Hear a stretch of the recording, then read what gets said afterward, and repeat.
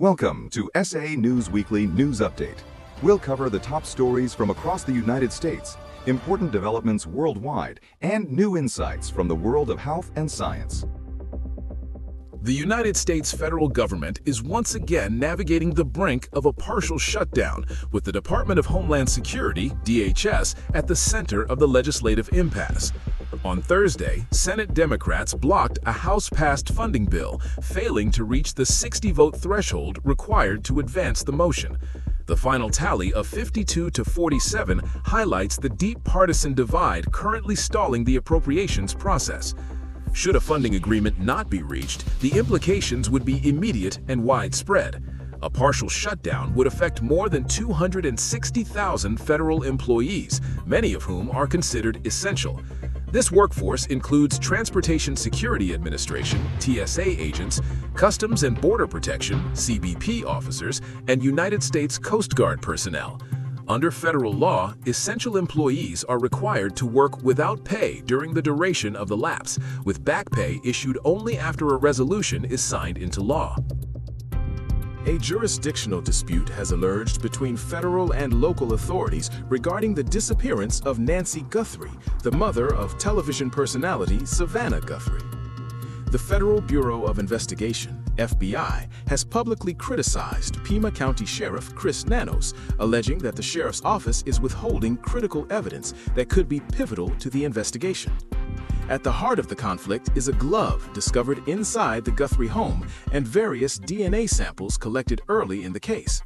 According to FBI sources, Sheriff Nanos opted to send these items to a private laboratory in Florida for analysis, rather than utilizing the FBI's primary laboratory in Quantico, Virginia.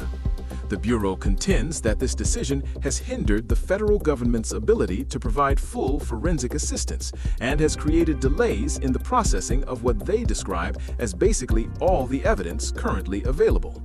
The FBI has recently increased its reward for information leading to Nancy Guthrie's location, seeking to generate new leads as the investigation enters a critical phase.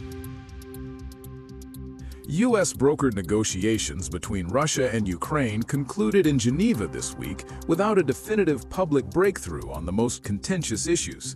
The two-day summit, held on February 17th and 18th, focused on the potential for a ceasefire and the establishment of a demilitarized zone in the Donbas region, specifically a proposed area approximately 50 miles long and 40 miles wide. While the primary issues of territorial control and long-term security remain unresolved, military officials from both delegations reportedly made incremental progress regarding the technical mechanics of a ceasefire. These discussions included defining what would constitute a violation and how a monitoring mission might operate on the ground. President Volodymyr Zelensky, speaking after the talks, reiterated that any potential peace deal would require a national referendum. He also expressed a conditional openness to withdraw from specific fortified areas if and only if a demilitarized zone is successfully established and backed by significant international security guarantees. In a landmark ruling for South Korean democracy, former President Yoon Suk-yeol has been convicted of inciting insurrection. The conviction follows a period of intense political turmoil and legal scrutiny regarding the former leader's actions during his tenure. The court's decision marks one of the most significant legal actions against a former head of state in the country's modern history. The charges were tied to events where the former president was accused of bypassing constitutional norms and encouraging actions that threatened the stability of the national government. The trial, which has been followed closely by the international community, culminated in the conviction on Friday. Supporters of the ruling see it as a validation of the rule of law, while critics of the former administration have called for further transparency regarding the inner workings of the executive office during the period in question. Researchers at the University of California, San Diego have developed a new CRISPR-based tool designed to combat the global crisis of antibiotic resistance. Rather than simply killing bacteria, this technology, inspired by gene drives used in insect populations, is designed to actively strip superbugs of their drug-resistant traits. The tool works by spreading a genetic fix through a bacterial population. It is capable of penetrating biofilms, which are the stubborn protective layers that typically shield bacteria from antibiotics. Once the CRISPR system enters the bacteria, it deletes the specific genes that allow the microbes to resist medication. This process essentially resets the bacteria, making them susceptible to standard antibiotic treatments once again. With projections suggesting that antibiotic-resistant infections could cause over 10 million deaths annually by 2050, this technology offers a new pathway for hospital safety and agricultural health. In a year where natural disasters have increasingly tested the limits of rural infrastructure, a massive humanitarian response has unfolded across the Indian states of Haryana, Punjab, and Himachal Pradesh. The Annapurna Relief Mission, operating under the guidance of Sant Rampal Ji Maharaj, has drawn significant attention for its rapid response model to severe waterlogging and agricultural flooding, crises that often persist for years in the absence of localized intervention. This week, the mission reached a milestone in the villages of Masoodpur and Dakora.